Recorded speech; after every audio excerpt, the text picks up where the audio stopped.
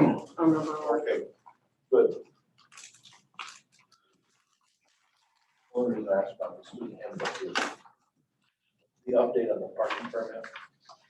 Changed the date in September when it had to be on, but they left 2019 on our change form, so it might be fine in the hands of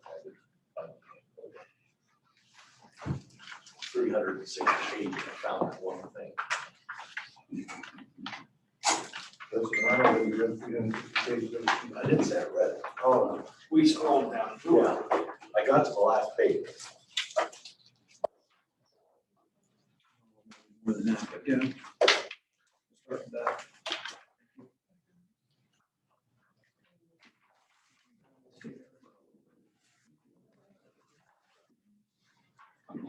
Double probably done.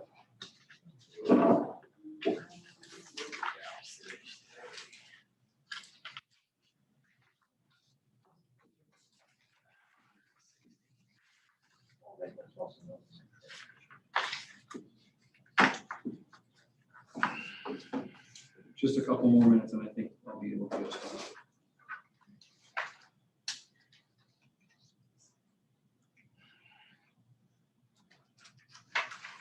Are we missing anybody?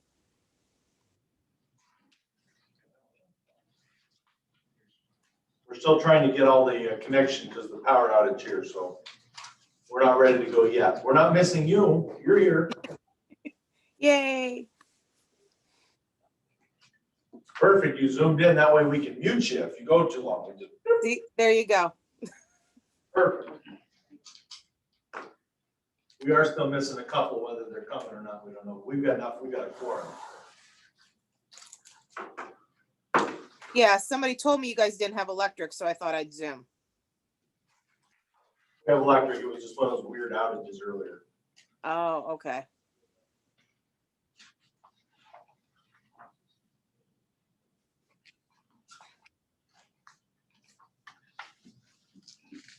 It's in the first couple of pages. When you start with it right here.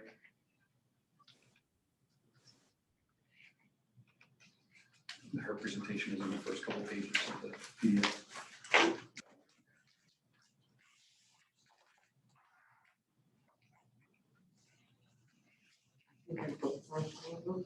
So if you can just get the bookmark and hopefully they just jump for you. I'll try.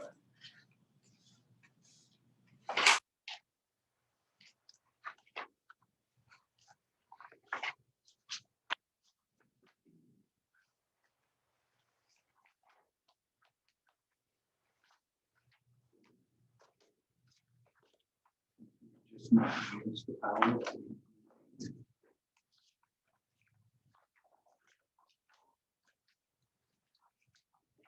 Valerie, you can hear us too, is that correct? I can hear you. Very good. We can hear you too, so. Good. You're first up when we get ready to start. Okay, sounds good.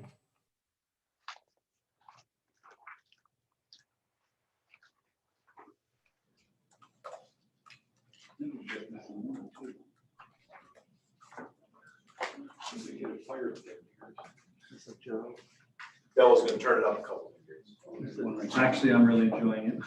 That's okay. I'll claim selfishness on Sam, could you remind everybody to please say their names, like the motion in a second? Because I can't see very well down that leg of the table. When we move in second, we're gonna say our names so that Terry can accurately reflect who we are. Sounds great, thank you.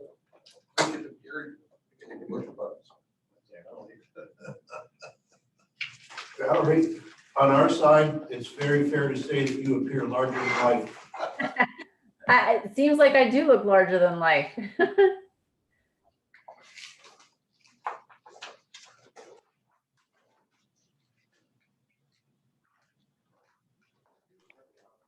If we have an exec, does somebody want to call me? Oh my God, my picture's way too big.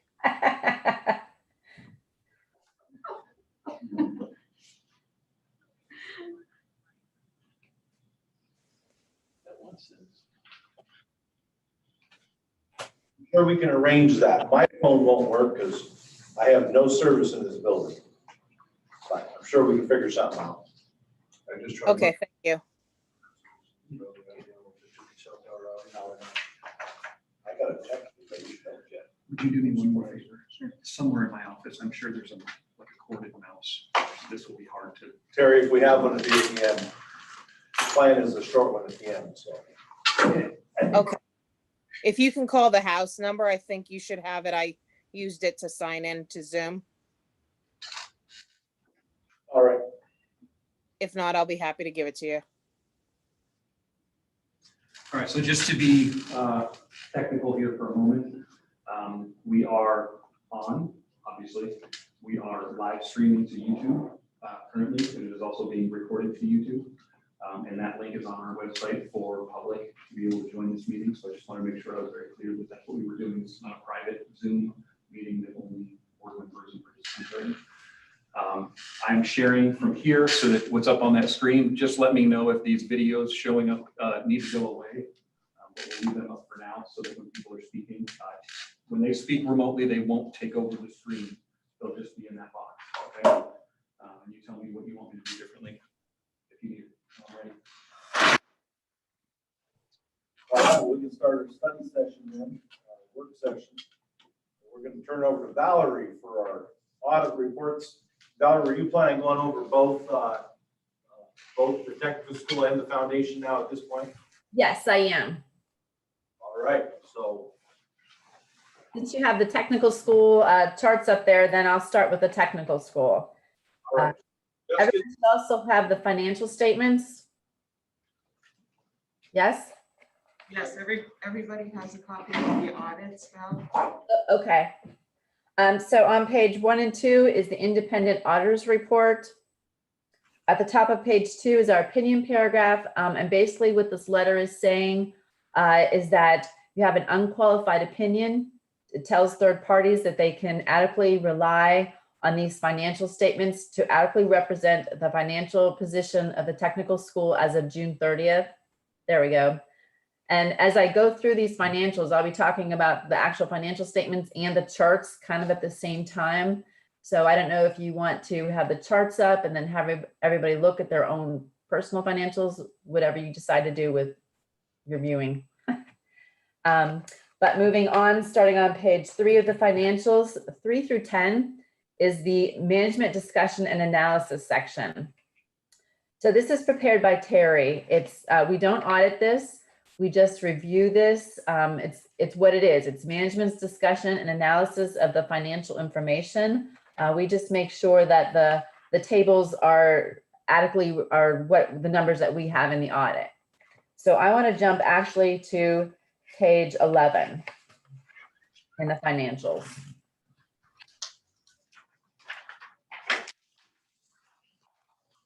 So on page 11 is the statement of net positions.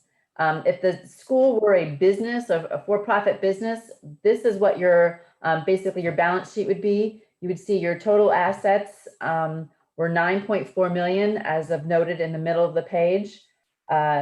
Your total liabilities are about 13 million between the liabilities and deferred inflows, which would leave you a net position or fund balance of negative 3.6.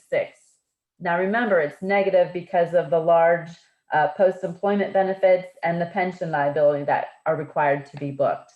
But I really like to go over just the general fund. The general and the capital fund are your governmental funds, and that starts on page 13. So if you want to switch to page 13, a couple more pages down.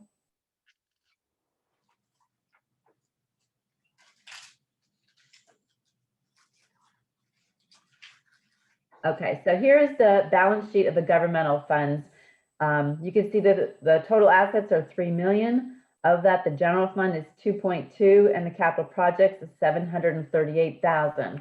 Now on the charts, I made them to go along with the general fund information.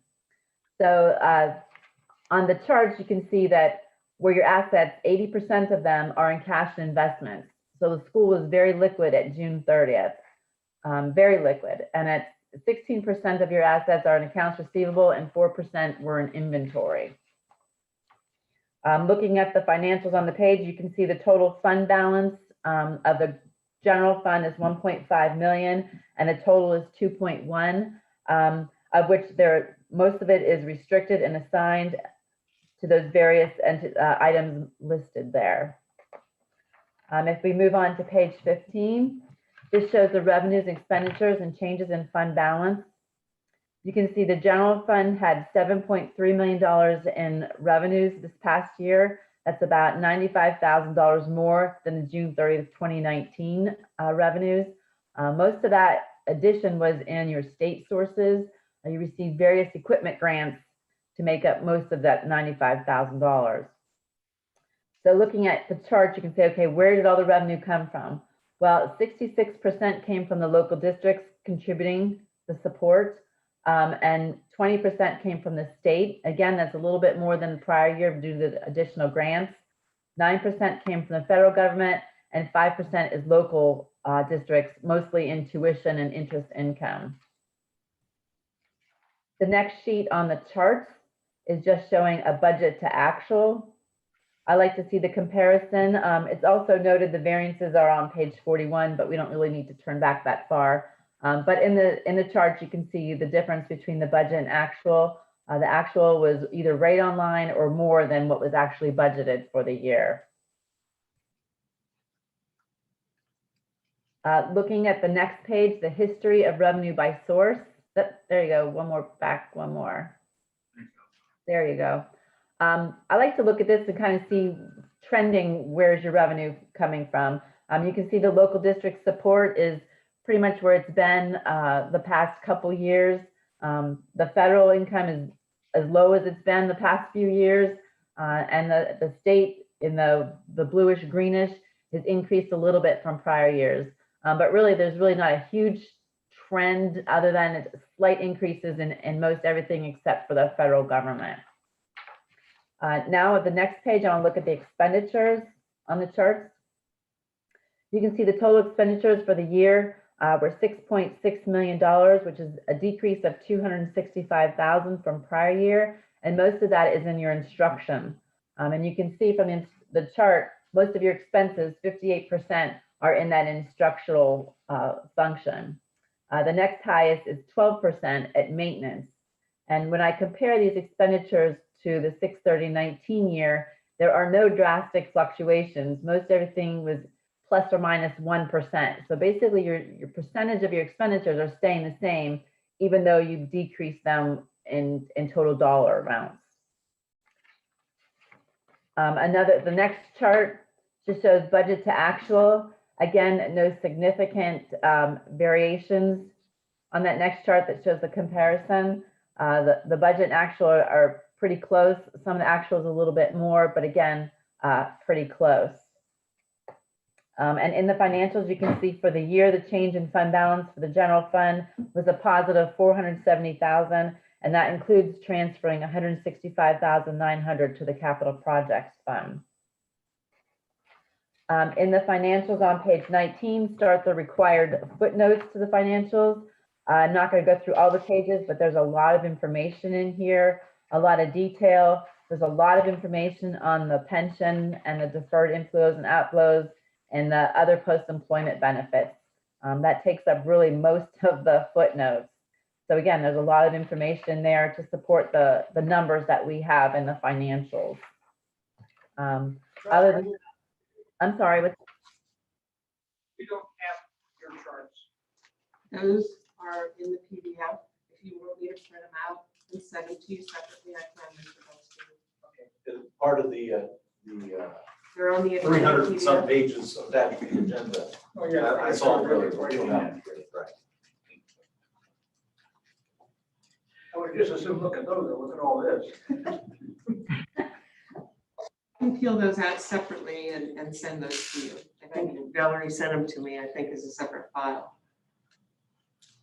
Terry, did the copies of these go to our business managers? We send them copies? The copy you can take, yes. No, what I'm saying is, do they go to our business managers or the school districts? Do they get a copy or do we? I can send them, sure. Oh, no, I'll give them this one. I don't want to give them one if they already got it. Wasn't that on the agenda, this report? Yes, It's in there, John, so they can look Yeah, at they it, can- it wouldn't matter. If they know it's there. Correct. We can give them the hard copy. Yeah. I'd much prefer them keep it than me. Okay, Valerie, sorry, go ahead. No problem. Just to wrap it up, the last 2 pages in the financials is our report on internal control. Because you are a governmental entity, we need to look at your internal controls, make sure they're operating effectively. And basically this report tells third parties that it does, that we've looked at your controls and they're working adequately. So that is the school. I don't know if there was any questions on the information on that. And I know it's a very lengthy report, so. We have a page that has, there were no findings, or there's a couple findings. There were no findings, so that page 1 and 2, when it says, and I say there's an unqualified opinion. If there were findings, I would note that, and if there were enough that I needed to worry about it, I would have a qualified opinion, but you don't have that. So no, there were no findings. Very good, thank you. Now, does everybody also have the Tech School Foundation report in front of them? Yes. Okay, so on this is a smaller report.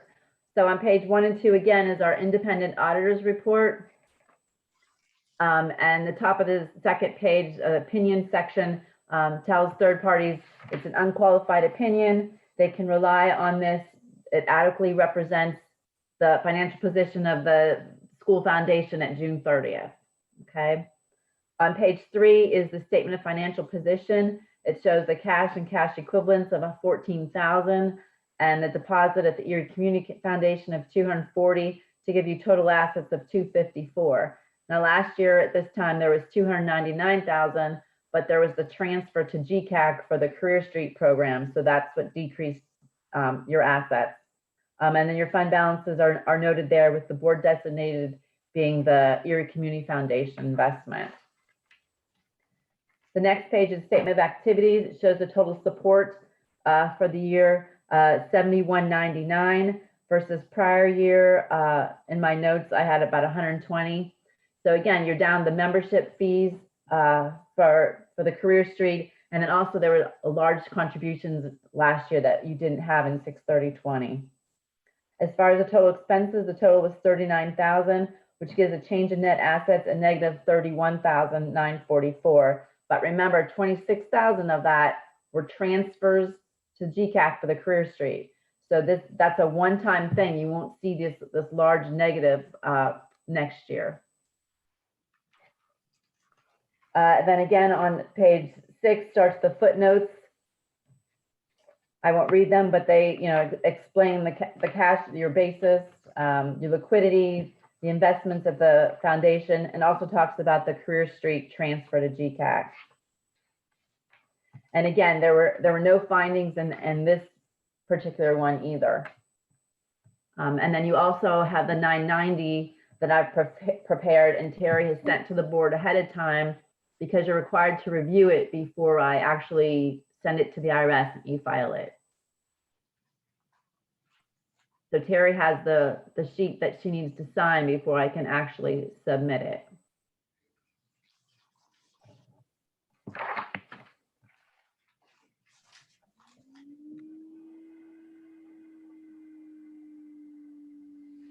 And that's the sheet that would need to be signed.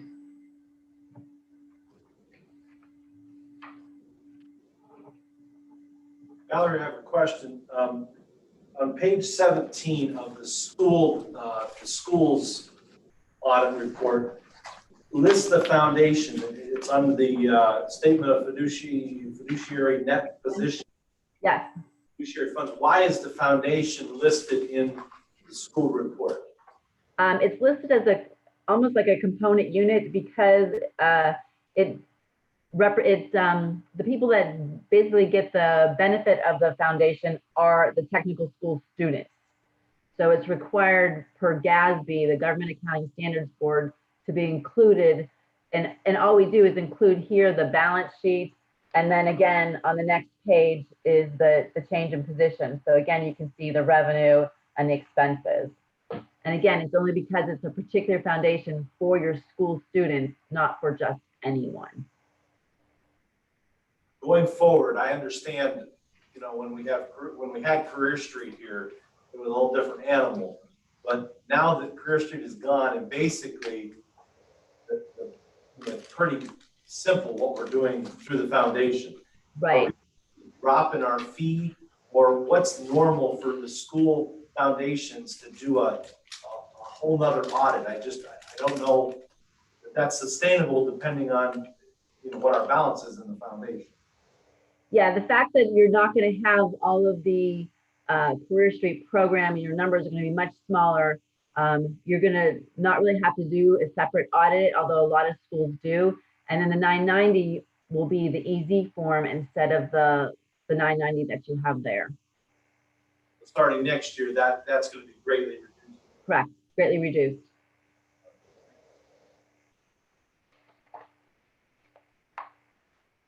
Any questions for Valerie?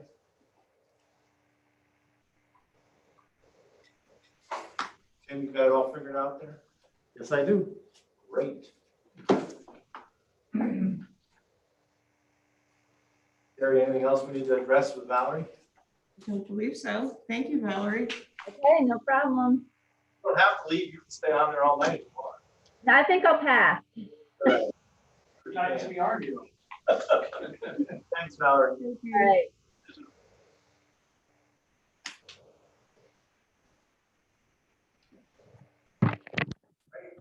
Jim, if you're ready, we can go to the foundation meeting.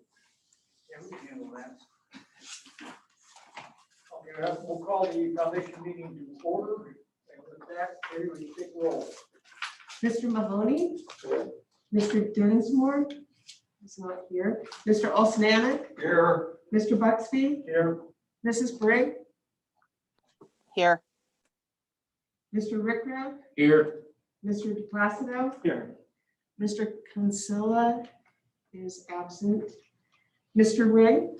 Here. Mr. Gilbert? Here. And Mrs. Lee? Here. Thank you. Okay, we have a quorum. We look for motion to approve Nicole Lee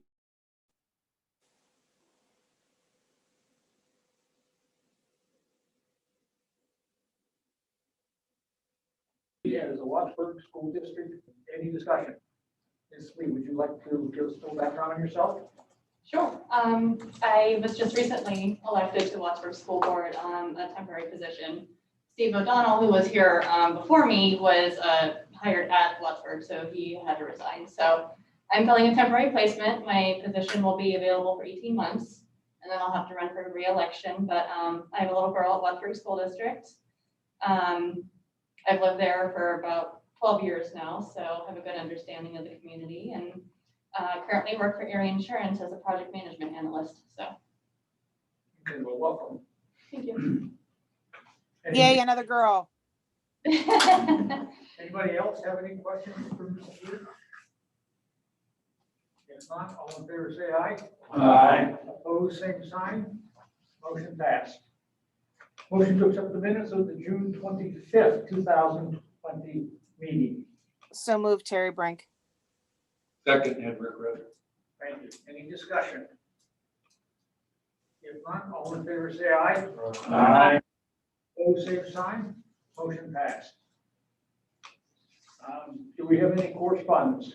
No, not this evening. Okay. Would you do business reports, Jerry?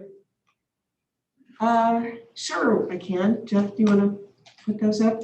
This is the statement of activities, and it should resemble the audits that you just had Valerie review for you. She didn't have any adjusting entries for us. The next statement would be the statement of financial position. And once again, I ran the June 30th and July 31st on the same schedule. Should be down one more page, I think, Jeff. There you go. And I can't read it from here. Excuse me. The assets at June 30th once again are reported in the audit, a little bit of a decline to 252,000. If you want to go to the next page, Jeff.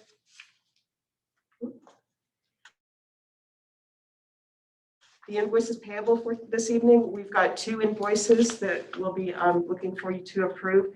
One is the payment of the directors and officers insurance, and the other one is for the auditing and the 990 preparation.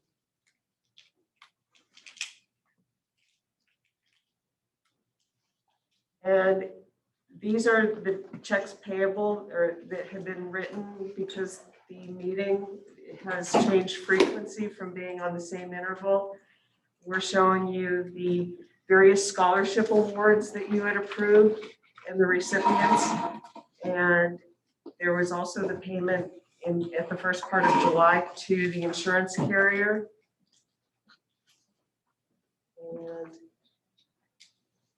And then we also had received a contribution from the Knights of Columbus for $1,000 that was to be for the benefit of the ECTS Skills USA group. So we made that transfer over to the school side of the house. And then the Erie Community Foundation sent us the foundation a check for $500. And it was on behalf of the Arthur Spataforth Scholarship. So as you can see, Chandler Sakina was the recipient of that award.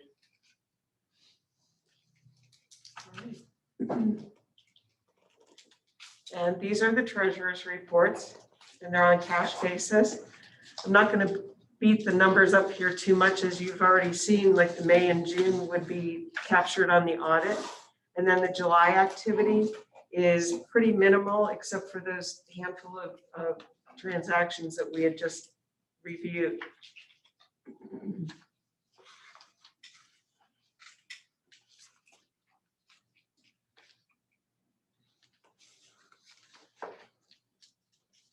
Are there any questions on those reports? You understand what I was talking about with her about I mean, I understand the full audit when we had all the craziness going on, but now that's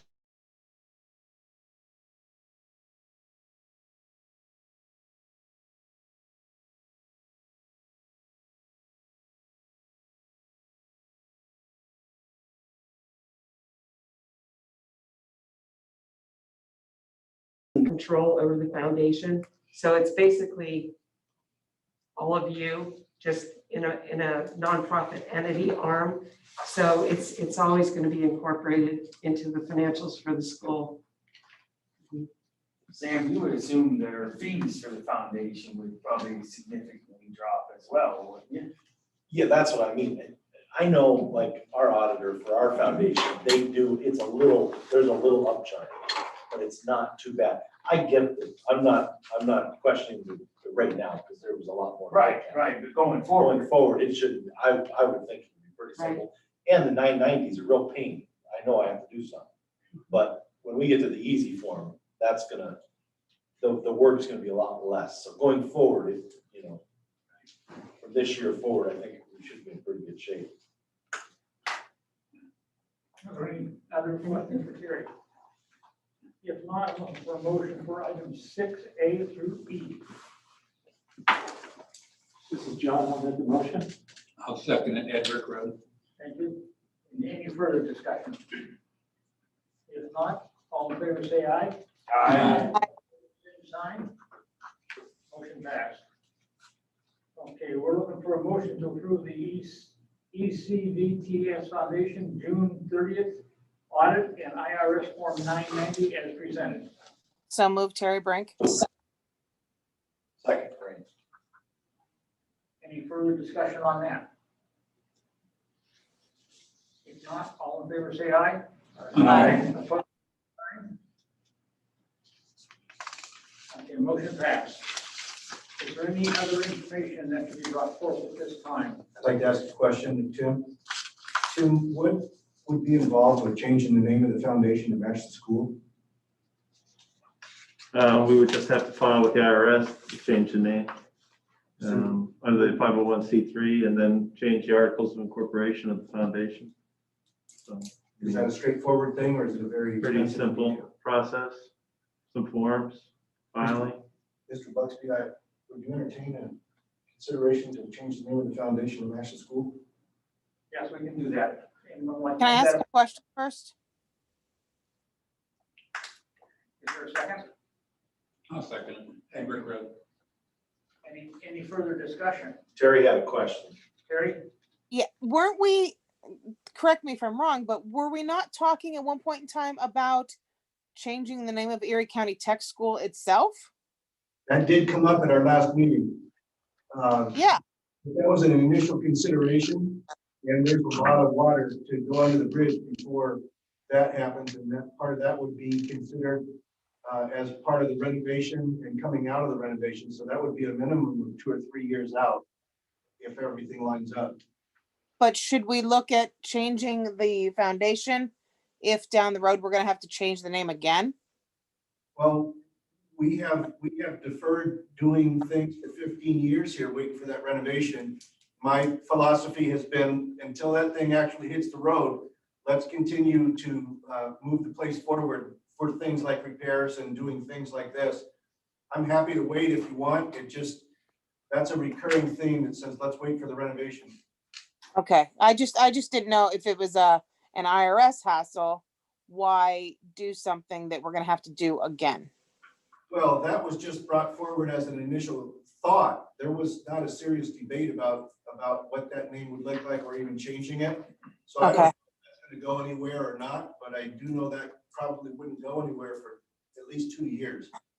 Okay, all right, That's why I was asking Tim if it was a big expense and a big cost. If it's not a big, Okay. expense, let's move forward with it now, but of course, if it's tens of thousands of dollars, I agree, we should wait. okay. It's not. It's a couple of forms, filing. Tim would probably do that pro bono now because he'd have to buy us all lobster this year. It's true, I don't charge for the foundation. Oh, look at that. All right, thank you. What would the name be? Just Erie County Technical School Foundation. So we're dropping vocational is all we're doing. Right.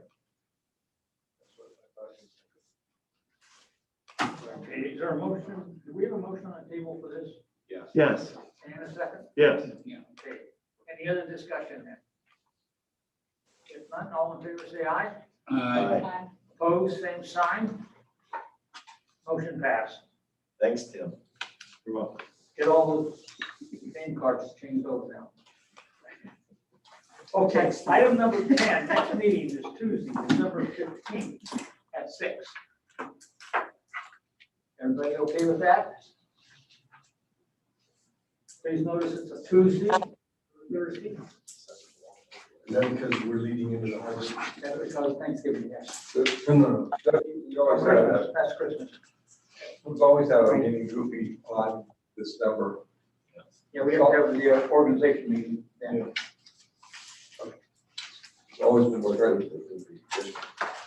That's what I'm. Go down to adjourn. Second, If that's settled, then we look for motion to adjourn. then a second. All in favor, say aye. We're adjourned. Thank you, everybody, for showing up. Appreciate it. Okay, we're gonna turn this over to big guy down the hall here. Next Zoom meeting over. All right, then let's call the regular meeting to order. Have a moment of reflection.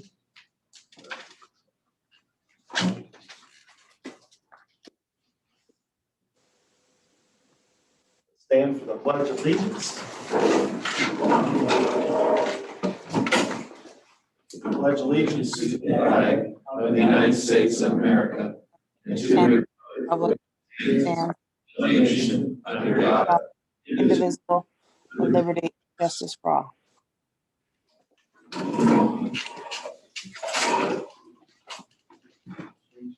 Terry, we have roll call again. Certainly. Mr. Mahoney? Here. Mr. Dinsmore is present. Mr. Bucksby? Here. Mr. Olsonian? Here. Mrs. Frank? Here, Mr. Rickrow? Here. Mr. DePlacido? Here. Mr. Council is absent. Mr. Ring? Here. Mr. Gilbert? Here. And Ms. Lee? Here. Thank you. So we have a motion to approve Nicole Lee as the new JOC representative for Wattsburg School District for Erie County School District. Gilbert, so move. Second, Mahoney. Second, Frank. Any discussion? You don't want to introduce yourself again, do you? All those in favor signify by saying aye. Aye. Opposed? Great, welcome aboard. Okay, so we have the agenda and the amendments that we need to approve here. You see the listing. These are the, because I finally got clear last month, I think for the first time. These are the motions that were added after the packet went out a week ago. These are the things we need to add on to the agenda. Are there any other things that we need to add on to the agenda?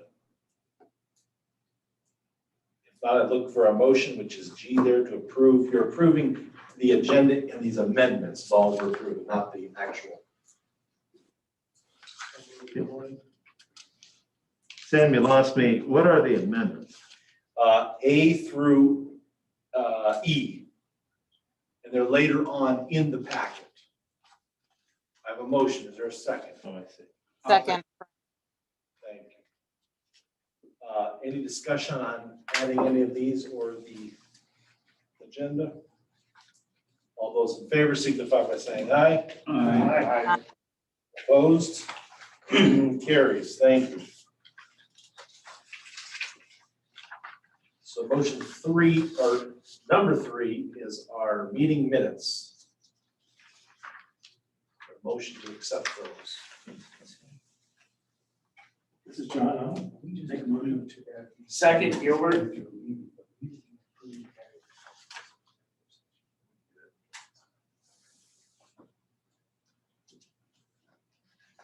First and second. Very good. Thank you. Any discussion? All those in favor signify by saying aye. Aye. Opposed? Carries. Student accomplishments and highlights. Is Joe on there that wants to address any of that, or is he not on there? Joe is on there. He is on. He's free to unmute. I don't know if he can. There he goes. The only thing I'd like to offer to everybody, since we can't have our usual dinner, I'd be willing to come out to anybody's school board meeting to honor these kids in front of your school boards. Usually we do this in a dinner in September, but again, this doggone COVID has us alternating things. But these students were exemplary students with the criteria that I have presented up above there. So again, I'd like to offer that. If you're not interested in that, I'll be presenting their plaques to them in front of their classmates in September. But again, if anybody would like me to do that at your individual school board meetings, please just let me know. Thank you. thank you.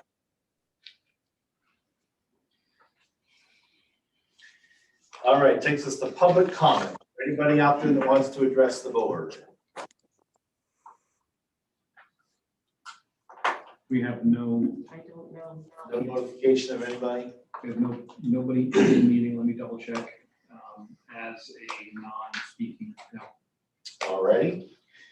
Very good. Important items coming to ECTS. That would be me.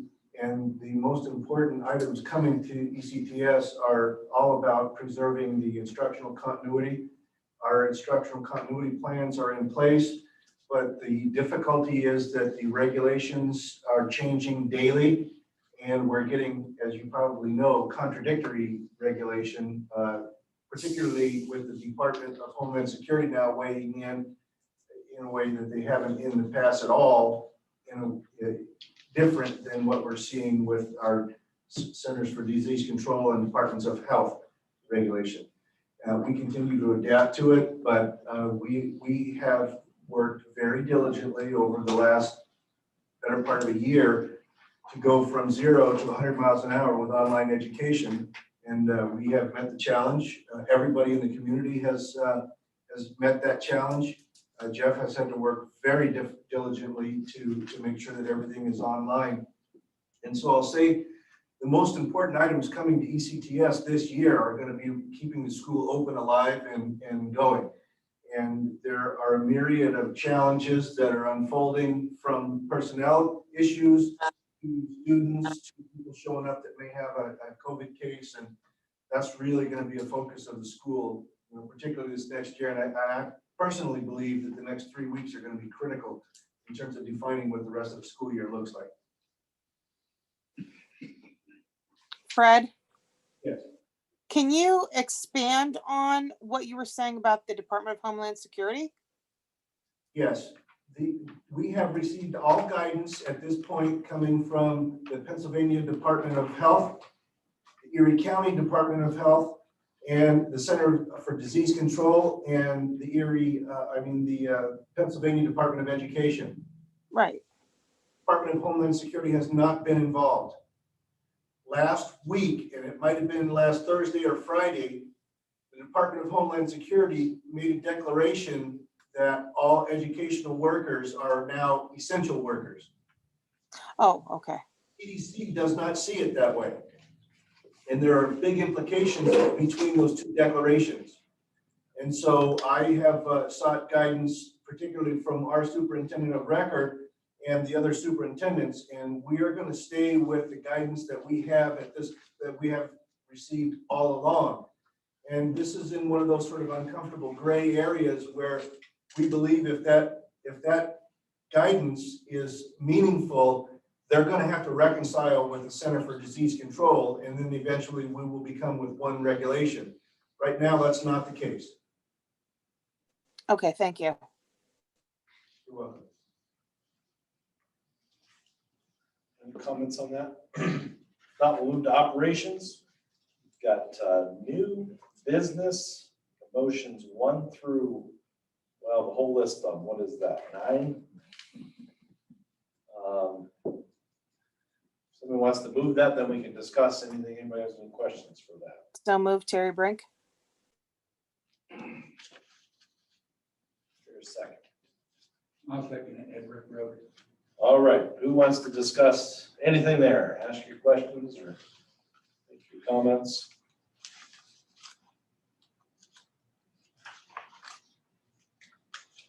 How have the tuition rates changed in number 8?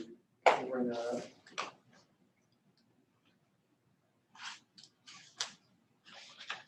Not following the question. I'm just curious as to what the change in, you mentioned the change in tuition rates. I'm just curious as to what it is. Terry?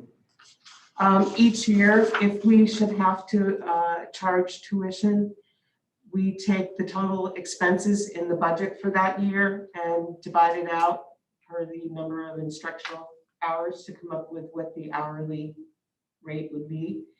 I don't know how frequently we ever have to assess this, but we do have it on record if the occasion should come up. Okay, so this is for the adult students. This isn't the general. I'm sorry, what? This is just for the adult students. No, this would be Adult students coming outside the sending district areas. Got it. Okay. From downtown here or something. And those rates would be expected to go up incrementally or a small amount each year because our rates go up for inflation. That was gonna be my question, is it, are we covered at that rate? Sounds cheap to me. Well, the issue here is that it doesn't normally apply, it doesn't normally get assessed. If we had someone from an outlying school district that wanted to send a student here, they would be assessed this rate. And we have that pegged to our increases in cost. How often, if ever, does that happen? Well, it doesn't happen. It would be a very special case. For example, this would probably have happened when someone in the room might have to refresh my memory, but we had a school district withdraw from the consortium. But then state law kicks in and says, if someone withdraws from the consortium and they have any student that wants access to any program at the ECTS, the school district has to pay for that and tuition. And that is the tuition that we're discussing right now. Okay, so this wouldn't be just like if you had an Erie student who decided they wanted to come.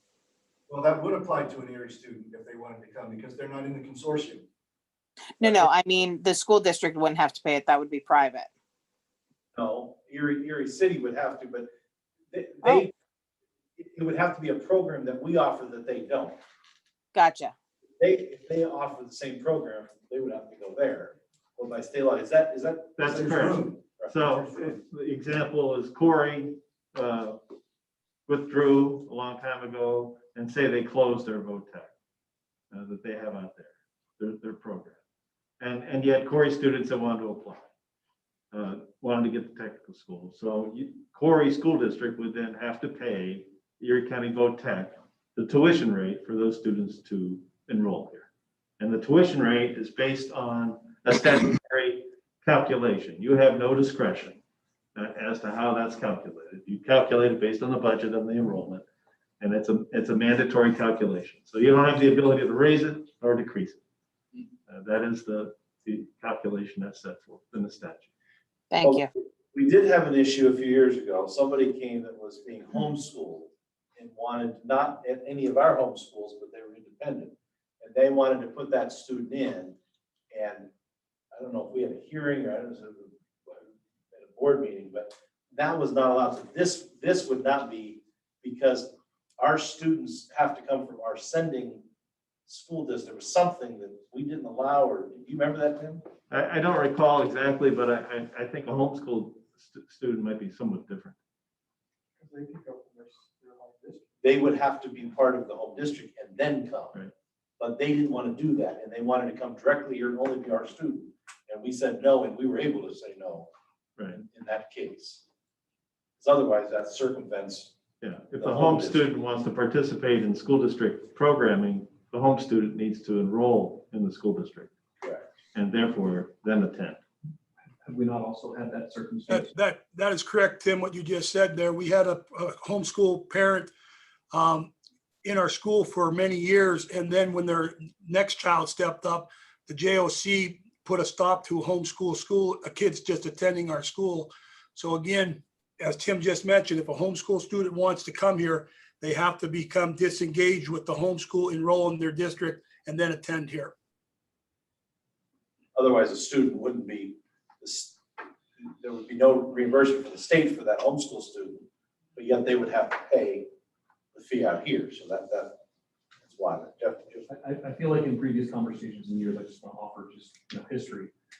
Cyber charter is part of this conversation. Students that attend cyber charters that are not district sponsored cyber charters, those requests have come in years past as well, and you as a board have the authority on that. So the original question was, how does this get set? And that's a statutory calculation. The secondary question was, how frequent or prevalent is this? And it's very, very seldom. Okay, and the next question is, I see I'm appointed to something, is this just what I volunteered for? yes, so this is making it Not official. something new. Okay. Let's know if he has to back out now or not. Exactly. No, that's that second item. And then we've got the updates to the health and safety plan. There were changes and they were noted in there. Part of that 384 pages. Any other questions, comments, discussion? All those in favor signify by saying aye. Aye. Opposed? Financial items. Got the manager, business manager's report, treasurer's report. General fund for May, June, and July. Capital projects, student projects, checks, invoice payables, and also the Visa card payments. Somebody want to make that motion, G? John, I'll make that. Moved. Terry Brank. We'll take you as a secretary. How's that? Any questions on any of those? All those in favor signify by saying aye. Aye. Opposed? Carries. Human and Quality Resources. Got some resignation, retirements, and some hiring. Is there a motion for that? Motion D? Set. Terry Brank. I'll second it. Motion is second. Okay, discussion. We've had some, I'm reading between the lines here, but we've had some late time changes and we've got to do some hiring as quick as possible. So we're giving the administration authority to do that in motion 3 here under hiring C3. That will allow them to do that, and then we'll ratify that at some September meeting. A little different than I think what we're normally doing, but this is different time. Everybody comfortable with that? Okay with that? Any other discussion, questions? All those in favor signify by saying aye. Aye. Opposed? Carries. Reports, superintendent. I have no report this evening, Mr. Ring. Thank you. Nothing? Other than I apologize for my tardiness this evening. I had a late meeting that didn't get me here on time. I apologize for that. Problem, thank you. Director's report. I've submitted a report. I'm happy to address any questions on the report. The one tidbit that came up within the last day or two is that regarding the roundabout project, they PennDOT has contacted us and they want to do some exploratory testing to locate underground utilities, and they're going to do that with a drill truck, a pump truck, not with drill bits, but with water. And I hope that you can all see that our secure vestibules are done. We're doing a couple of minor tweaks with locks and we can access and that kind of stuff. So just very glad to see whenever there's construction on campus, it's a positive thing. We were able to get all that through grants. And the rest of it, we are consistent with what we've been doing. Our schedule is set. Our RCTC operation has had the changes that we discussed. And then I have some individual comments in here about our specific operations. Happy to take any questions.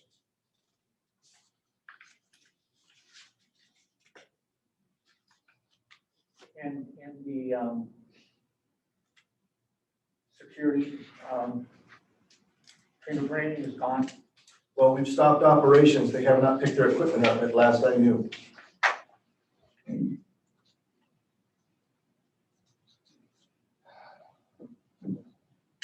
But we're not accepting anybody, so.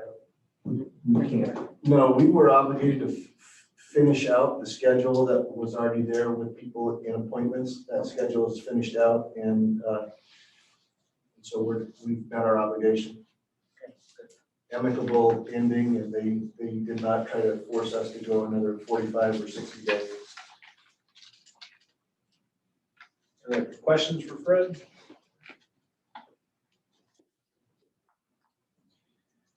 Then it's solicitor's time. Just working with Dr. Walker in regard to the PennDOT project, as indicated in his report. We're hoping to receive some type of evaluation at some point in the near future, at least I hope so. Beyond that, our office has been extremely busy answering all the school district's questions in regard to various thousands of questions that have come up prior to opening the school. And we wish you all the luck in the world and proceeding forward in regard to opening schools and opening the boat track. It's going to be an interesting period of time. When they sell it to us, are we going to have that hearing and everything like we had to do for the tower? Or is that exempt because it's the state? Well, it will be, they'll provide an offer of some sort, and we will have to evaluate that offer and determine based on what the offer, what your next steps are. It may require you to consider the offer. We may negotiate further. We may want to get our own appraisal. It really depends on the offer that they submit and whether we think it's fair based on the property that they're going to take. But if they give us a fair offer, we say yes. We would come back to the operating committee as a group and approve that offer. And then there will be determination as to what, depending on how much it is, there'll be determination as to, because it is land and it's property, that is something all the districts own as a group. So we may have, depending on what it is, we may have to go back to the each district to confirm that that amount is satisfactory to them. It really depends on the offer and the negotiations. I can't really tell you what the process is going to be until we understand what the offer is. And if it's a small amount of money, I think we would designate that to the operating committee. If it's a more significant amount of money, then we may want to go back to the individual boards. When we sold for that tower, you had to have a public hearing because we're a school district to sell anything. Does that still have to happen even though we're selling it to the state? I think in this situation, we would allow them to condemn it for that value, and therefore we wouldn't necessarily have to have a hearing because we wouldn't be selling it, they would be condemning it. But if we would enter into an agreement in lieu of condemnation, that would be something that the operating committee would approve, subject to maybe the approval of the individual boards, because it's an agreement in lieu of condemnation based on value. And so, because this operating committee is not necessarily the owner of the property, it's each individual school district board, we may have to have each individual school district board approve that value. Again, it really depends on what the offer is. I mean, do I really think we need, if it was, they offer 5,000, we think that's fair? I'm not saying that is, but I'm not sure that we want to go back to every school board and do that. But if it's something more significant, then maybe we would go back to every board, because I think that's the proper course. The alternative would be to have PennDOT actually condemn it and we agree to the value, and therefore you don't necessarily have to go back. Is there a danger in that anyway? Because we're not going to necessarily be able to coordinate all of that school board activity in their time frame? That's why I'm hoping that they provide us a value now before they initiate construction, because if they're not going to initiate construction this year, it's obviously going to be a year or two away. So I think we will have time, is my guesstimate, Fred. Okay. Based on our meeting with that fellow from PennDOT, I expect something to come here shortly. He had to take, as we discussed, he had to take it back to his powers that be, and they had to agree to the value, and then they would submit a formal offer to us.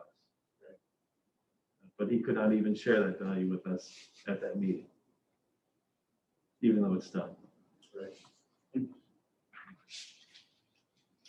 That's all I have, Sam. Thank you. Thank you. Principal. Joe, you still on there? I am still on here. You have my report. Again, I offer you the opportunity to invite me out for the exemplary student, but my report as it is, you can read. Thank you very much for the opportunity. How's the first couple days of school gone? I am very happy with the first couple of days of school. The students have responded very well, and so has the staff. Again, we will accommodate the school districts because many of them have new schedules with timing issues and stuff like that. So I'm working through that with many of the principals. But again, we're ahead of the schedule. Harbor Creek was in, of course, this week, and us. And again, many schools will start after Labor Day, but I've already had requests for different timings. But we'll work on that, and I'm very happy right now, Sam. Thank you.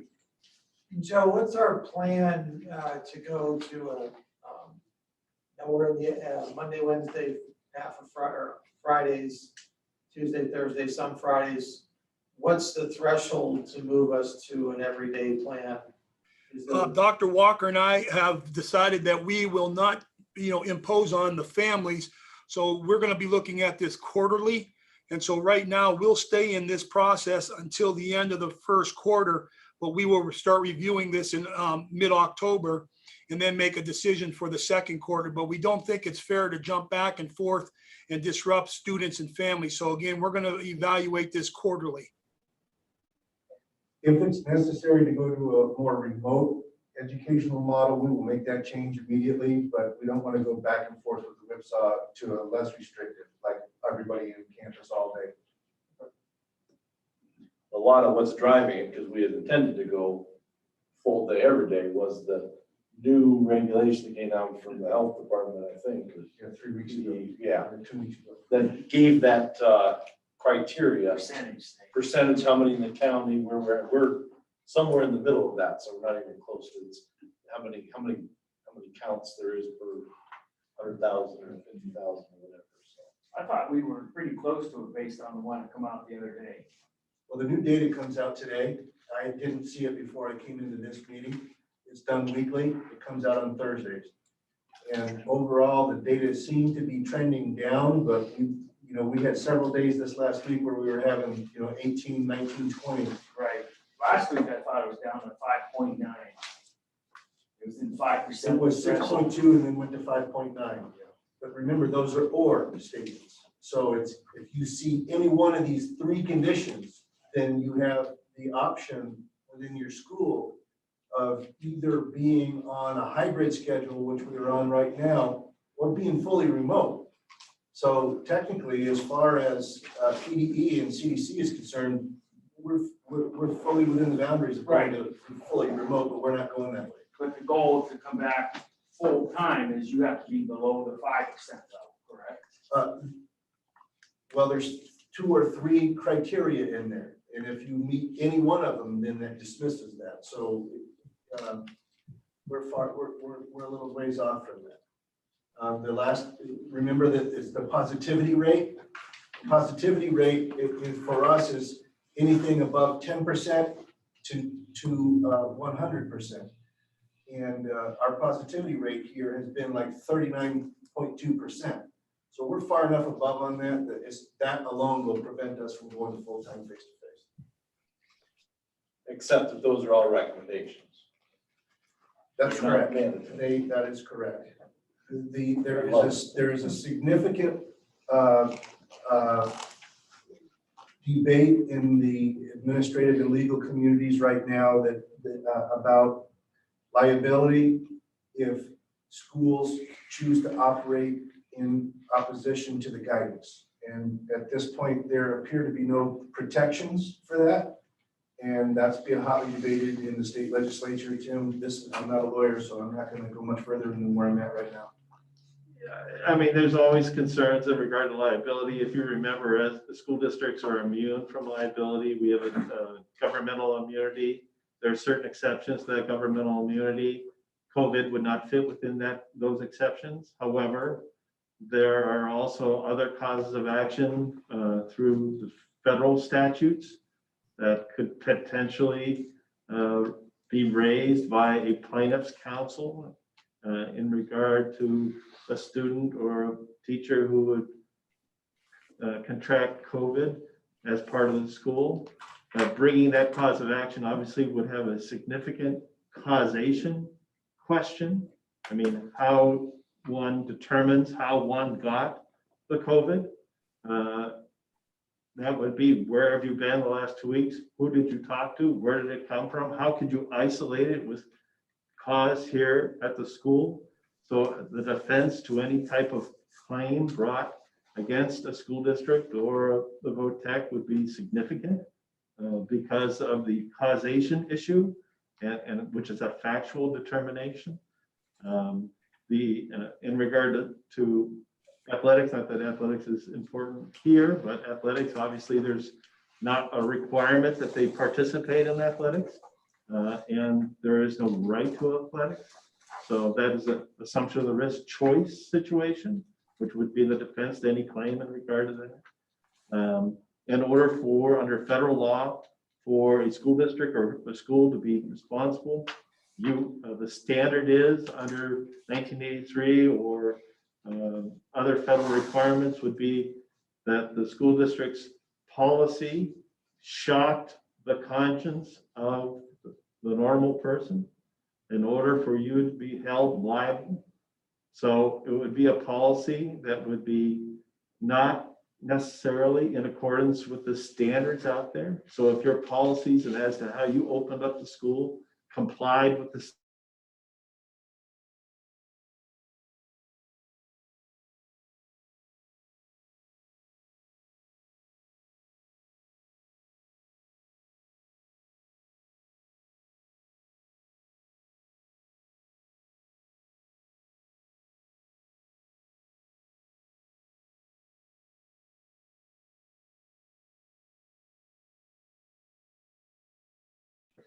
And that would be a theory of liability. But again, there are defenses to that theory of liability.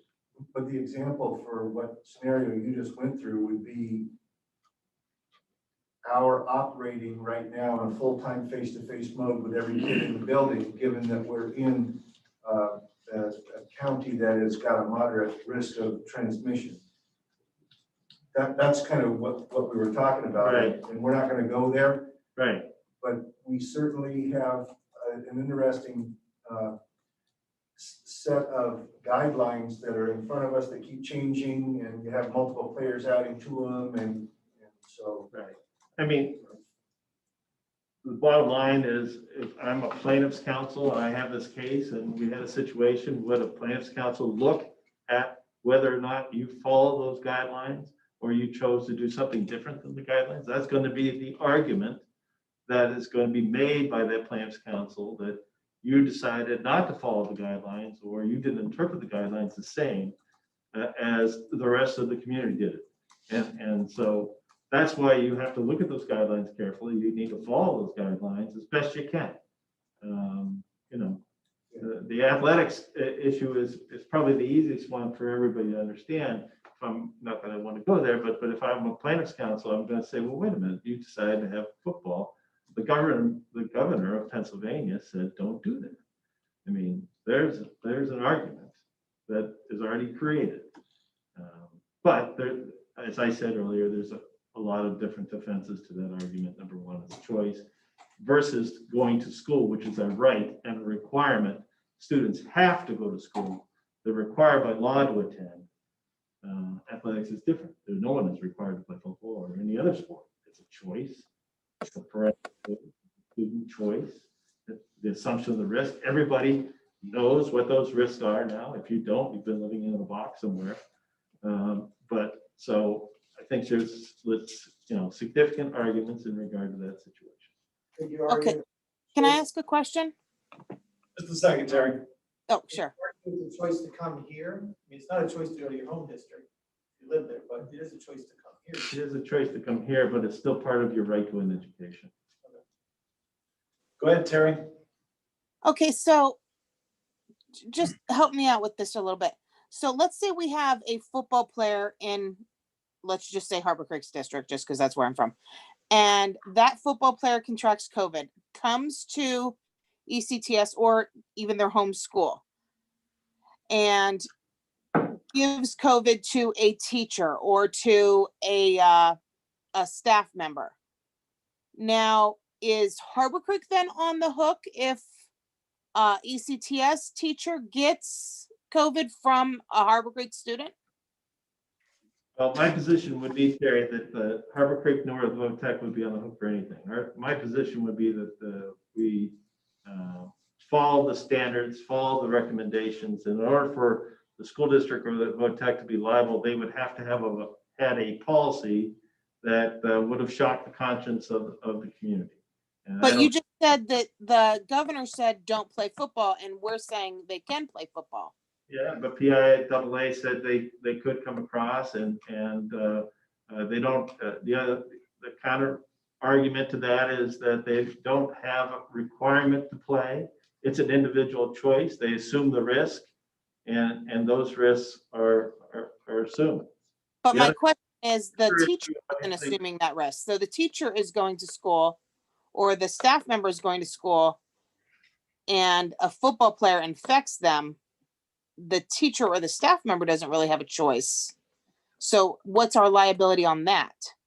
Well, we have significant causation questions, obviously.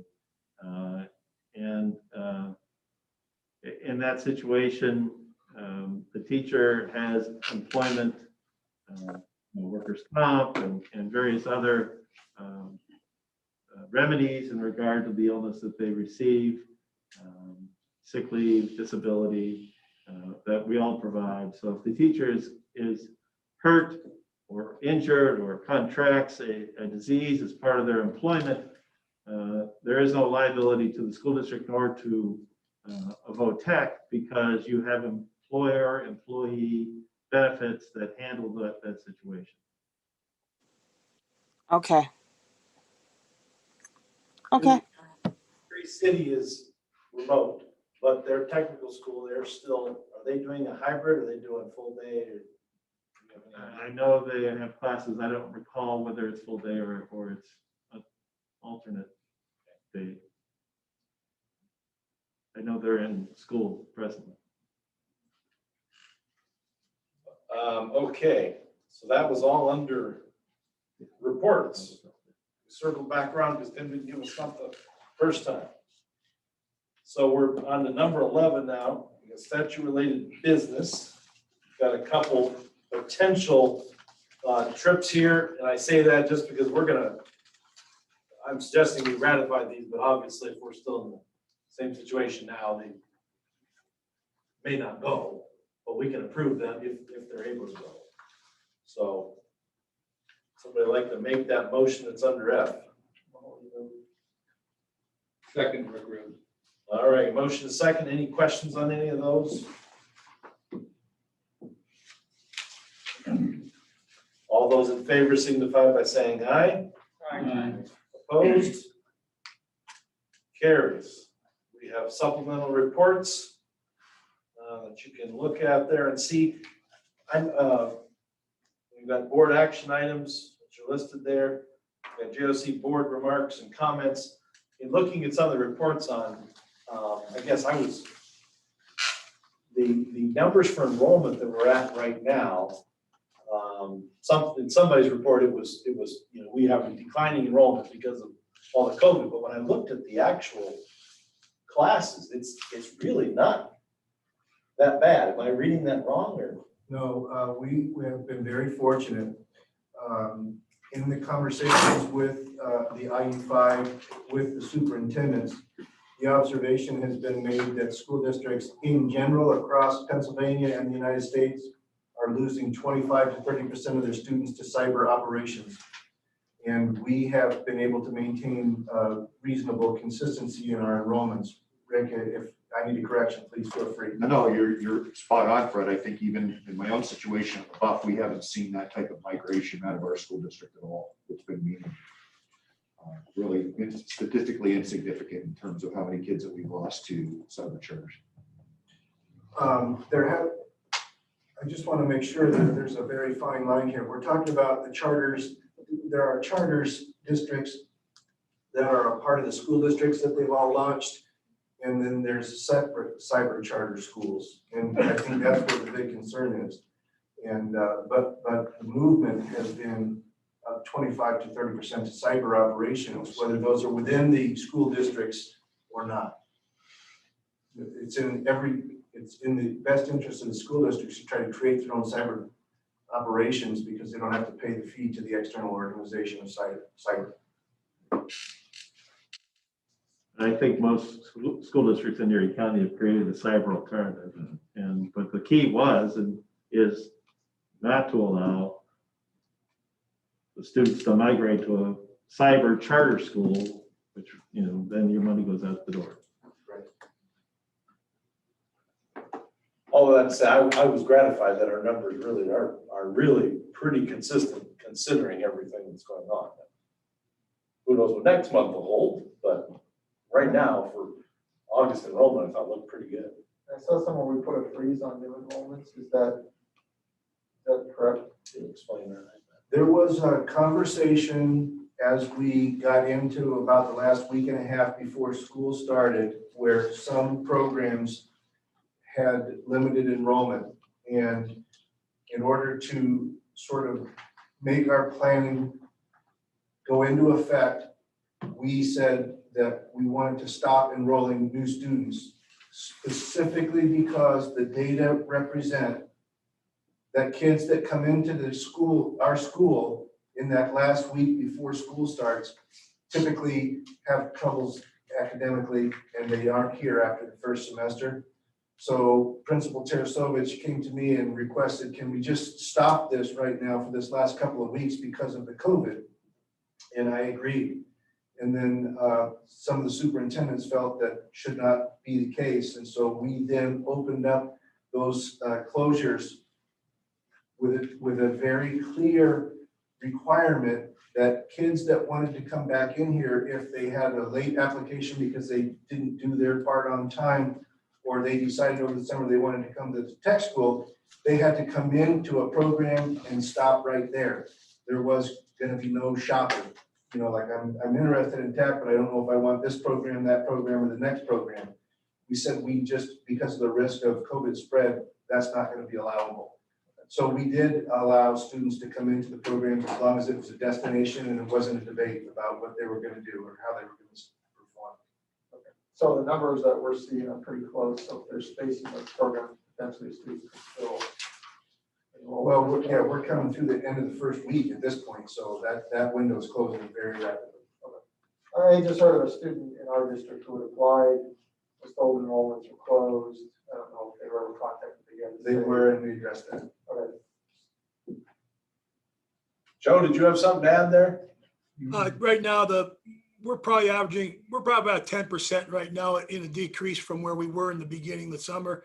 We had 776 in June. Right now, we're probably about 720.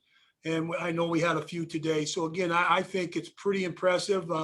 Again, we always do have this fallout even without the COVID situation. So once again, for us to be over 700 students to start this school year is a positive thing. How does that number compare to, say, the beginning of the year last year, 720? Joe? I apologize, Steve. I didn't hear your question. How does that 720 student population for now compare to this time last year? It's pretty accurate, Steve. It really is. Again, in the past, like I said, when I first got here, we usually would start around 760 to 775 kids. But there's a lot of things over my tenure that have occurred. And again, I don't want to rehash those, but again, over last year, I bet you we were about 730 to start the year last year. Pretty close. Yeah, that's great. That's what I was when I read the report and saw we've got lower numbers. I thought, we're in the 550, 600 range. And then when I looked at the actual by lab, I thought, man, this isn't too bad. This is an important point. I will guarantee this JOC, we can swell those numbers of students in here depending upon programming that we would introduce. I know we can make differences in chunks of close to 50 per program, depending upon the program. And I can name a couple of high profile programs that would fill immediately. So we're doing really well with what we've got. And I'm going to continue to advocate that we add some new things just to freshen our inventory. When we discussed the pharmacy. That's one option. There's drone technology, there's EMT, there's all kinds of stuff we can do. I agree 100%. When I came here, I said I wanted to grow and I didn't want to just tread water. And there's a lot of options we can do. Now we've had some curveballs, given the COVID and everything else. Any other JOC board comments or remarks? If not, I'm going to announce that we're going to have a short executive session for personnel matters. After adjournment, we won't be voting on anything more, so we won't come back into session. So we will adjourn if somebody wants to tell us to adjourn. All right? So move. Okay. I'll second. We'll go. Thank you all. Jeff, do we have Terry's home number?